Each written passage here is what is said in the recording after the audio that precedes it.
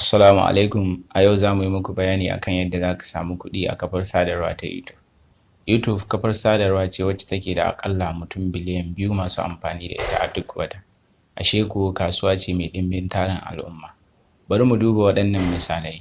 Wannan mata ta wallafa bidiyo guda 5 a shekara ta 2020 a inda ta samu subscriber sama ga 10,000. Ta ce ta samu kuɗin shiga a wannan shekarar da suka haura naira miliyan 2. Shi kuma wannan bidiyo an wallafa shi a kafar YouTube a shekara ta 2018 a inda sama ga mutum miliyan 30 suka kalli bidiyon. Wani misali shine wannan bidiyon da yake nuna yadda za ka ɗaura necktie. Bidiyon duka iyakan shi minti 5 amma kusan mutum miliyan 100 suka kalli bidiyon.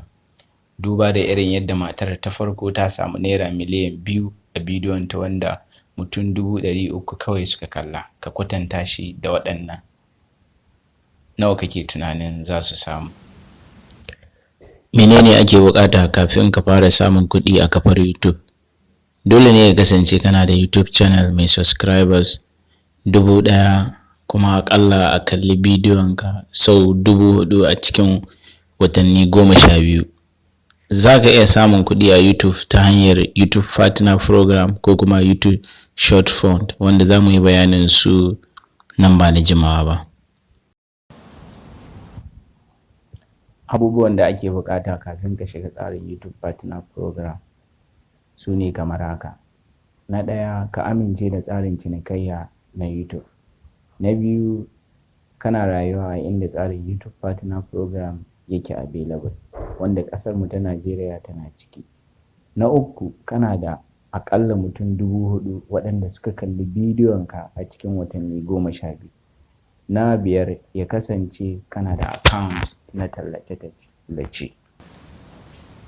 Hanyoyin samun kuɗi a tsarin YouTube Partner Program su ne kamar haka. Advertising revenue. A ƙarƙashin wannan tsari YouTube za su sama tallar wani bidiyo na wani kamfani a kan channel ɗinka inda za su rinƙa biyanka. Sai channel membership.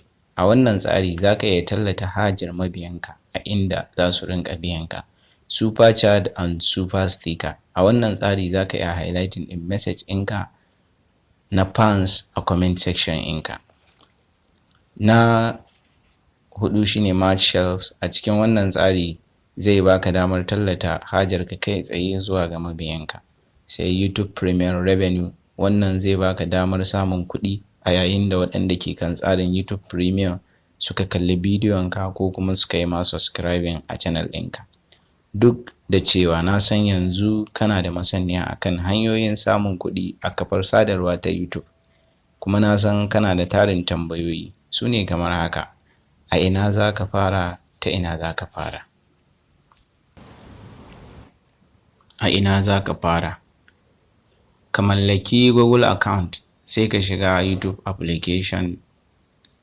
A can sama za ka ga wani icon mai ɗauke da sunan Google account ɗinka, sai ka danna wuri. Idan ya buɗe sai ka danna your channel. Daga nan sai ka danna create channel. Zai nuna ma sunanka da kuma description. Sai ka canza sunan zuwa sunan channel ɗinka. Sannan wurin description shine za ka faɗi abubuwan da kake so ka aiwatar a channel ɗinka, kamar yadda za ku gani. Ina maka murna da ka mallaki YouTube channel. A yanzu za mu nuna muku yadda za ka ɗora bidiyo a YouTube channel ɗinka.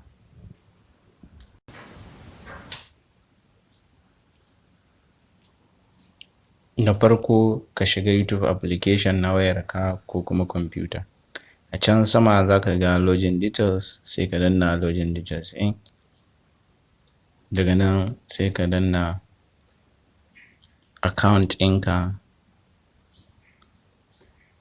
sannan sai ka zaɓi channel inda za ka amfani da ita,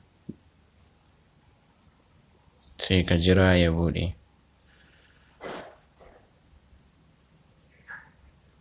Daga nan sai ka danna wurin your channel. Idan ka danna wurin your channel zai buɗe ma ya nuno ma wannan shafi.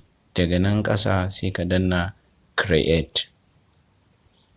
Bayan ka danna create zai baka dama create a short ko kuma upload a video ko kuma go live. in za ka yi uploading ne sai ka danna upload a bidiyo. Daga nan bayan ya buɗe ma zai nuno ma bidiyoyin da ke cikin kwamfutar ka ko wayar ka, sai ka danna wanda ka zaɓa. Bayan ka zaɓa sai ka danna next. Idan ka danna next zai nuno ma wurin title, zai nuno ma description, zai nuno ma private, zai nuno ma location. Title nan ne za ka sa sunan bidiyon ka, sannan wurin description nan ne abin da bidiyon ka ya kunsa. Location shine mutanen da kake so su gani, wani gari suke, a ina suke. Wurin private ne kana so kowa ya gane shi ko kana so ka keɓe shi ga wasu. So sai ka danna nan. Kuma wurin select an audience shine bidiyon ka shin na ƙananan yara ne ko na manya. Sai ka zaɓa wani irin bidiyo ne, kana son yara su gani ko kana son manya ko kana son kowa ma ya gane shi. Sai ka danna upload.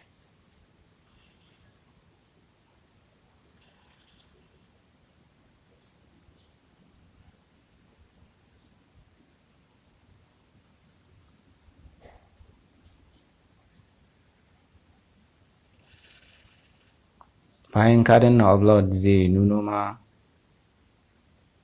wannan peji, sai ka jira bidiyon ya gama uploading. A yanzu bidiyon zai yi uploading zuwa ga channel ɗinka.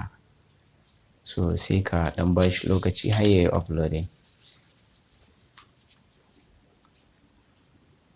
In kun kula wannan ita ce channel ɗina wadda sabuwa ce, babu subscribers kuma babu bidiyo.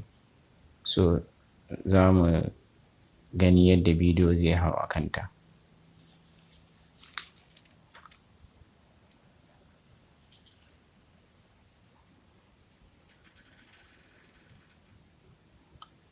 Ga saƙo nan ya shigo akan cewa bidiyon mu ya riga ya hau. Idan bidiyon ka ya cimma sharuɗɗan samun kuɗi a kafar sadarwa ta YouTube, za su nuna ma icon wanda za ka yi applying. Bayan ka danna applying, za a je under review. Idan suka yi review ba zai ɗauki lokaci ba, zai fi ƙarfin month ɗaya ba. Za su baka feedback akan cewa za ka fara samun kuɗi daga wannan bidiyo. Ku yi mana subscribing, ku danna alamar ƙararrawa domin samun sababbin shirye-shiryen.